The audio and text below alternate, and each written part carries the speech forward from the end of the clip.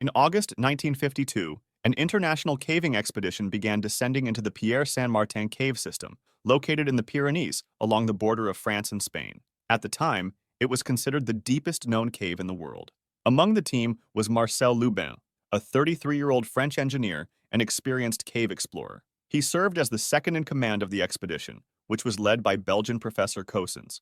The team had spent nearly a week underground, setting up rope ladders, exploring new passages, and mapping vertical shafts deep inside the mountain. On Wednesday, August 27th, after 6 days underground, Lubins was being hauled up through a vertical shaft as part of the ascent out of the cave. He was suspended by a steel cable attached to a winch system. But just as he was being lifted up the final stretch, the cable snapped.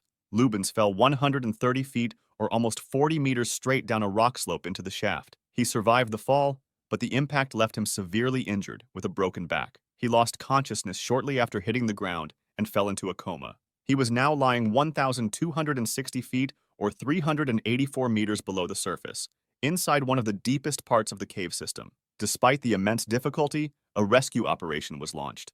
Team members climbed down rope ladders to reach him. A doctor descended into the cave to assess his condition, working by headlamp and candlelight in the cold, damp chamber where Lubins lay unconscious.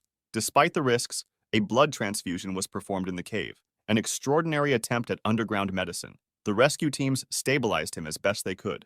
Over the next 2 days, they attempted to hoist him slowly back toward the surface using a manual winch system, but the shaft was narrow and conditions were dangerous.